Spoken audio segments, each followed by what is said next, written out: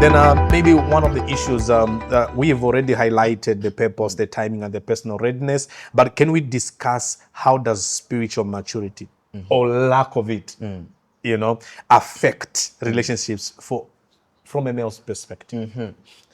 So like I mentioned, a man is a leader, and in everything we ought to be at the forefront. And actually Joshua puts it this way: as for me and my household, we will serve the Lord. This is a man who has a relationship with God. And even if we look at Adam in the Garden of Eden, before God could give Adam Eve, he actually gave him a command. You shall not. He first had a relationship with God before he had a relationship with Eve. So every man must take it upon themselves to have to build a personal relationship with God. If they know God personally, you shouldn't depend on your woman, your girlfriend or your wife to push you into knowing God for yourself. Amen. So when a man knows God, the family will be saved. The community will be saved. Amen. So it starts from that level. Every man is a leader, and as a leader, they should be intentional about building that personal relationship with God. We shouldn't wait, brothers. We shouldn't wait on sisters to push us to go into church, to push us into reading our Bible. We should actually be the ones that lead our women, children, siblings into building their relationships with God, because God has wired us to be leaders that way. If we have men, I think some of the problems that we're facing right now in our nation, the issues of junkies, the issues of criminals and whatnot, it is as a result of men not having a personal walk with God. Because if they have a personal walk with God, then they'll be able to guide their children in the right way. They'll be able to guide these young boys. This is not how you live. This is how you live. So it starts with us men. If we as men dig our relationship deeper with God, our society is going to be safe. Amen. Just as it is said, charity begins at home. So a number of these things that you're bringing up, it's, a man seeing his father behaving in a certain way, and he takes up that and becomes thinking that, no, it's a model, because home becomes your first model. So charity begins at home. How you deal with matters at home, that's how they'll take it in society. Wow. I think almost all the concerns, I think, in those statements that you have offloaded have been attended to. If none, will be able to follow it up later on. Definitely. But maybe what would be your advice to those desiring a relationship? Your advice to the men. I believe you are seeing someone, Deacon. So you may need to either put yourself out of the market or in the market. But what advice would you give to someone that is looking forward to having a stable relationship as a man? You mentioned on the issue of trial and error, and my advice to men would be, before you go and try, I think you need to get to a place where you are convinced that this is the right thing I am doing.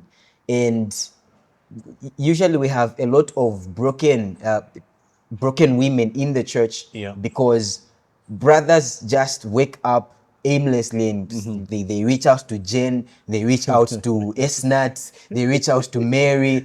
Before you know it, they are breaking women's hearts, trial and error. So before we actually get to that place where we move around trying this one and that one and that one, I think we need to look into some of those things that we talked about, the readiness and also the expectations. Bishop says expectation is the mother of all manifestation. So what are you expecting in a woman? Spiritually, physically, emotionally, intellectually, what is it that you're expecting in this person? Once you have your expectations clear and known to you, then you should be able to see, before you can even make your intentions known to anyone, that, I think this one meets my expectations. So it is a good thing that before you make any move, assess, weigh, does this person meet my my expectations or not? Yeah. And on the other thing that I can mention in terms of my advice to men is the aspect of mentorship. Mentorship is something that is very, very important. Have somebody, a male figure, that you can talk to concerning these issues. Somebody preferably older and has got more experience, because they've been where we are. They have experienced these things, and they're able to see things that we cannot see while standing. You know, so if we reach out to our mentors, ask them, they'll be able to guide us and say, okay, no, I think at this time you are not ready, or at this time you are. They might even be able to know a lady that might fit us based on how well they know us. They might be our connection. So some of these things that some of these challenges that we have in trying and trying to see who is the best will be reduced if we have mentors. So I advise every man out there to take your time, and as you are taking your time, prepare yourself.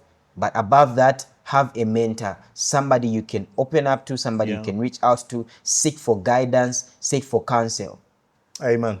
Thank you very much, Deacon. Surely they do not call you Deacon Dali so for nothing, because you're a man full of the wisdom of God and of the Spirit. You know, marriage is for a long haul. You are not going into divorce, so you're not going in so that you can actually go out. You know, it is years, so it needs preparation. So even as you are single, become successful as a single person, so that when you get into marriage, you are complete. You're not going into a marriage so that you can now panel beat the other person, but you are going in to complement and complete the other person. This has been Pastor Ngosankandi of Bread of Life Church International under the Young Adults Ministry. I have been having a chat with Deacon Dali Piri, even from the main church. Thank you very much. We'll see you on the next podcast.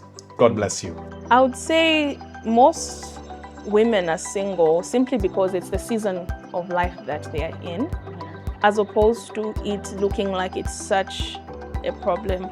Also, there are other issues like dealing with past experiences.